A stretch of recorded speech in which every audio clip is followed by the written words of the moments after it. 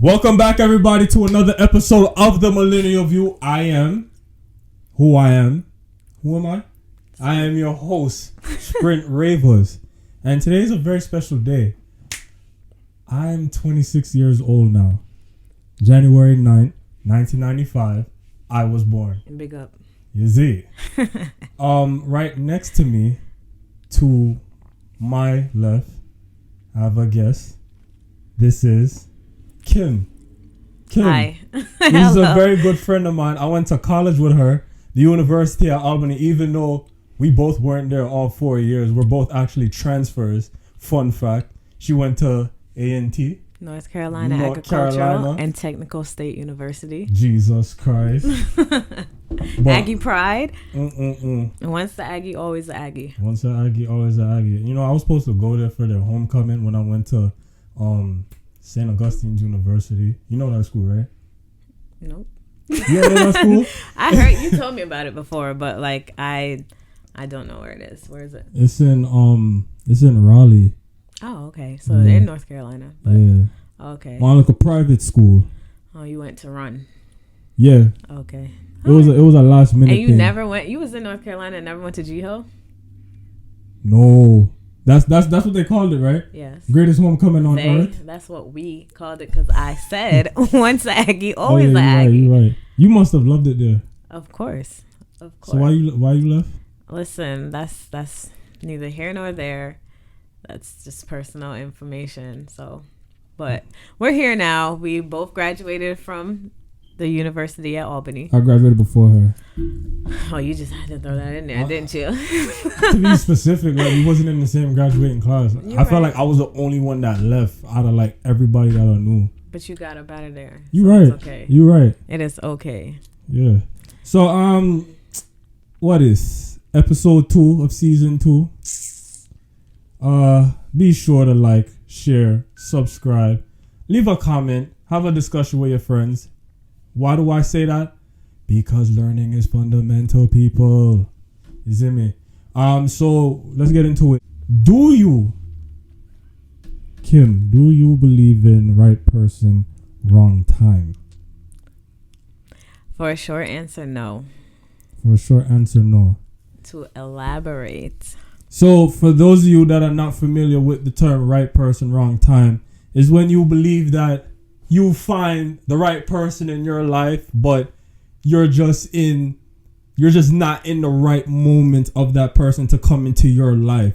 So you claim that as, oh, you're the one for me, but this is just not the right time. Like, I'm just not ready. I'm not ready. Like, me personally, I never understood that either. What are you waiting for? That's pretty much what it is. Like, what is it that you are waiting for? Right. So to piggyback off of that, I don't believe in it because, like, how do you know when the right time is? Like, you're never going to know. So for you to pick up and say at that moment, oh, this person has all the qualities that, I want in a partner, and it's just that I'm not in my zone right now, or I'm not ready. Say you're not ready to settle down, you're not financially stable, you're not this, you're not that. But it's like, obviously, that person came at that time because they're able to either build with you and like go through that struggle period with you. And then, you guys your end game is going to be, stable. But it's like to say, oh, I'm not going to be in a relationship right now because, I don't have enough money to support my partner. But it's like they see that, they know that, and they still choose to, pursue you. So it's like, how do you say, boom, I'm not going to do this? Because that's kind of selfish. Now I think about it, it sounds very selfish. It's like you just thinking about yourself. Oh, so, yeah. And then you're not even factoring in the other person, because if you both agree like, oh, we can do this later, then obviously both of you guys are not even on the same page to even like want to even be in a relationship. Like, so I don't believe in right person, wrong time. You said finances, right? Yes. For relationship. The way I see it, I feel like cost money. Relationships really just like babies. Yes. So even before marriage, relationships cost money. Definitely. Give me an example where relationship costs money. You want to support your partner whether you're married or not. Some people don't get married, but they're together, and those relationships do cost money. Say like y'all plan on living together in a relationship, not even like married, because people do that. People do that. And you know, y'all have to determine who's gonna pay the rent, who's the breadwinner, or like whether one person handles everything or y'all splitting it 50-50, which is another topic for another day because that is beyond me. But 50-50 is beyond you. Yeah. 50-50 for what?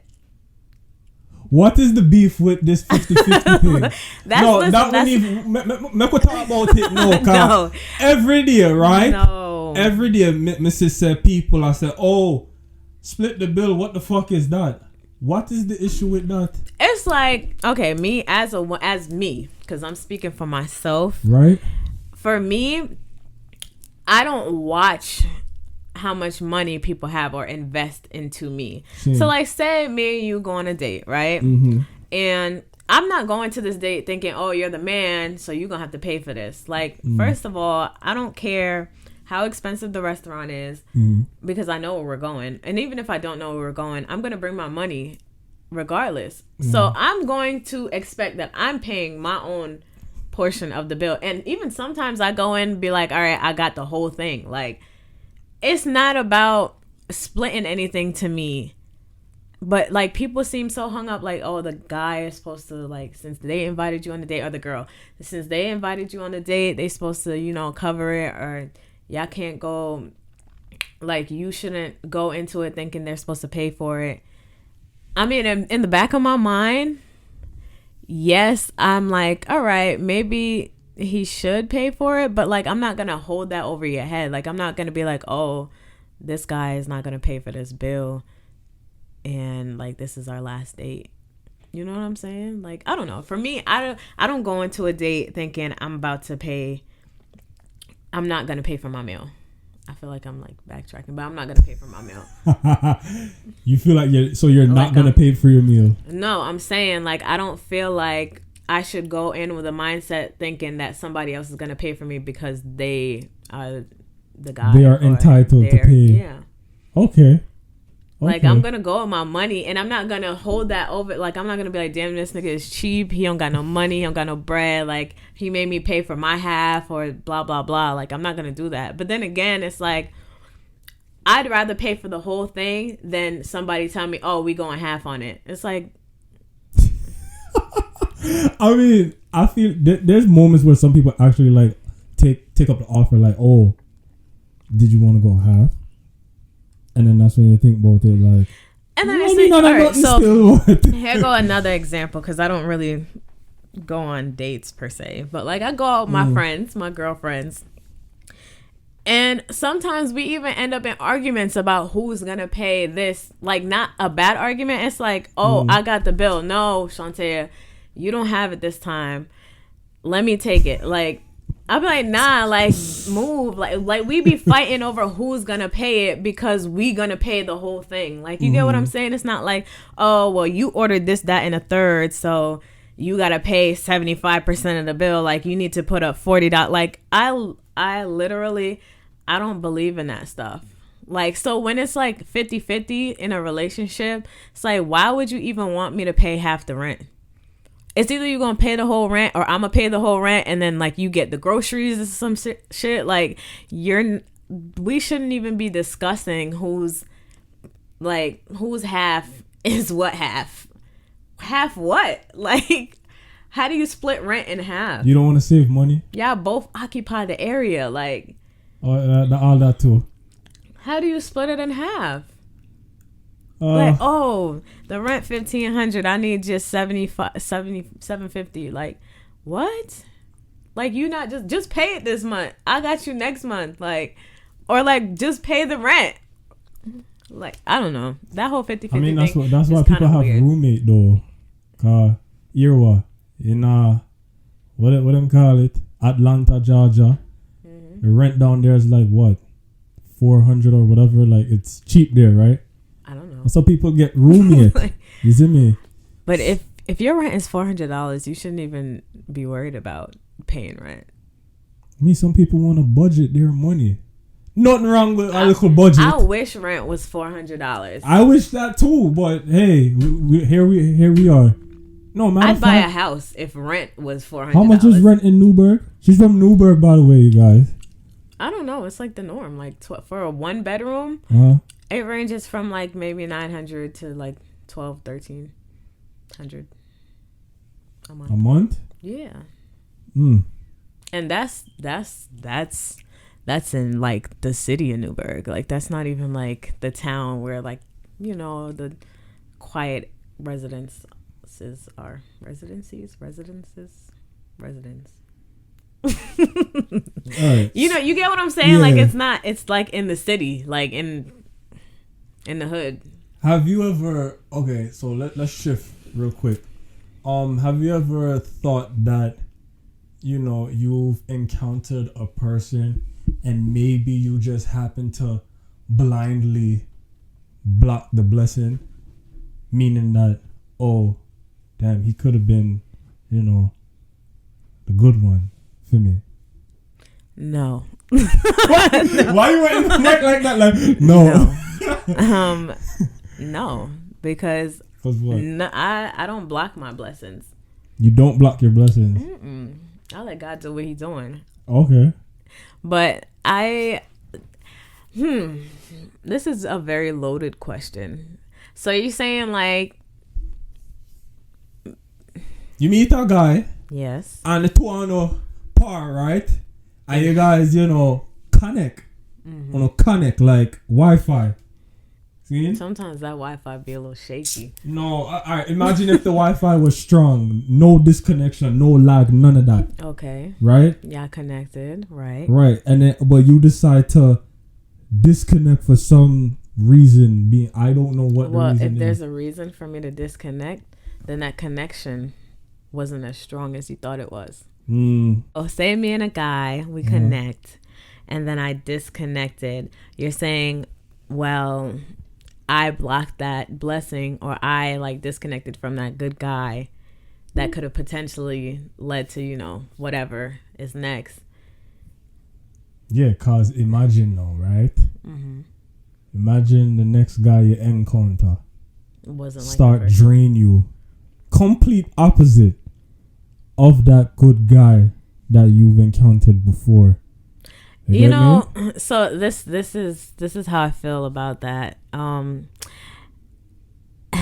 It's all about the person, like whether the person wants to go through that. Like, it's not general.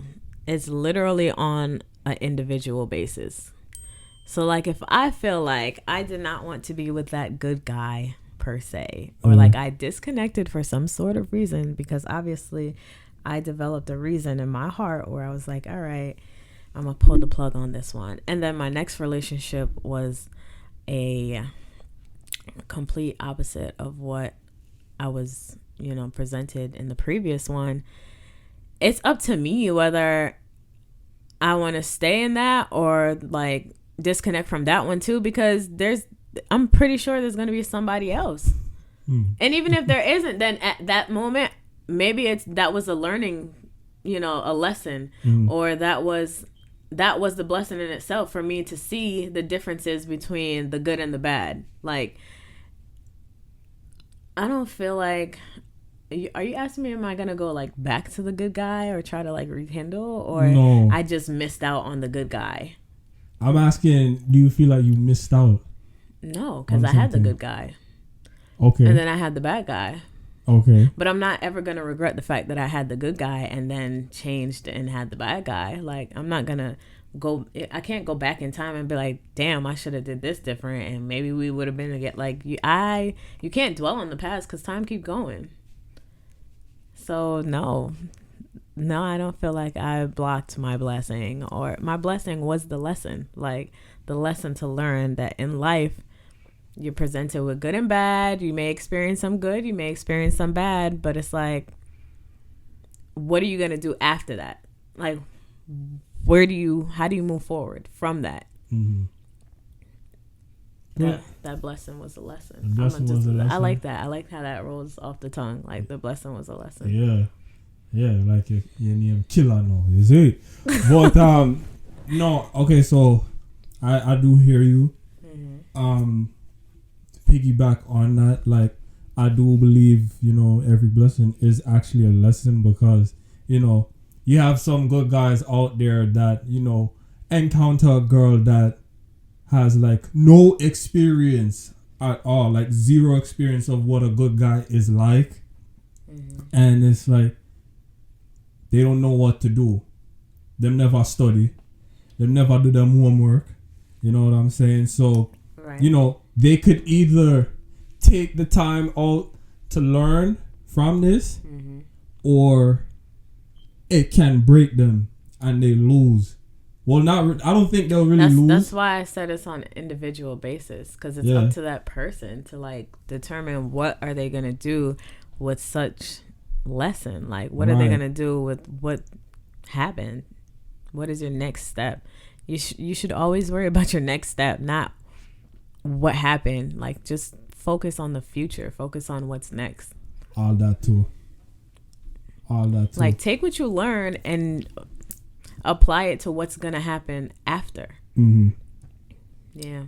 What you call it? What was I gonna say? I don't know. I know there's a word for it, but no, there is.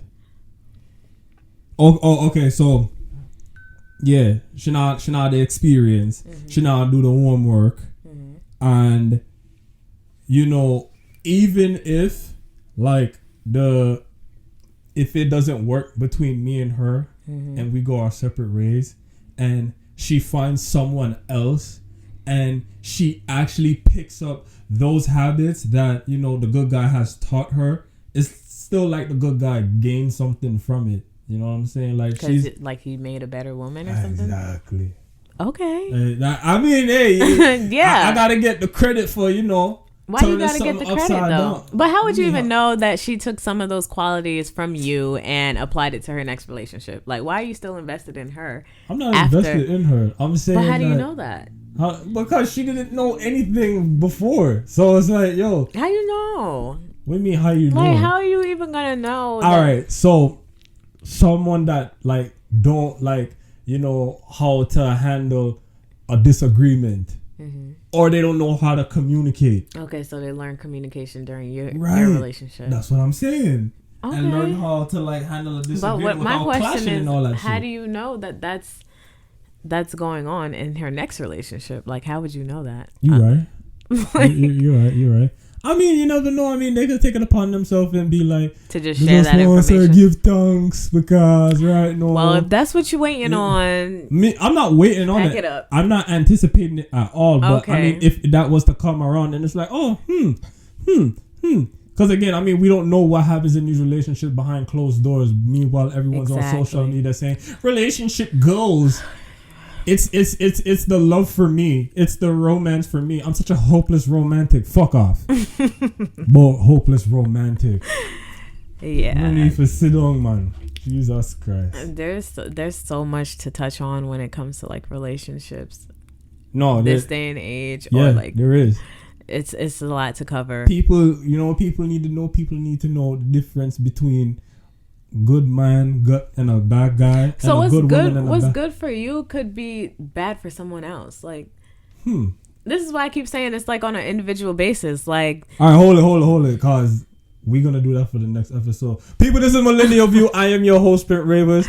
Kim is in the building. Be sure to like, share, subscribe, drop a comment below. Why? Because you guys gotta have that discussion with two on a friend them. You see? Hello. Mm-hmm. And goodbye.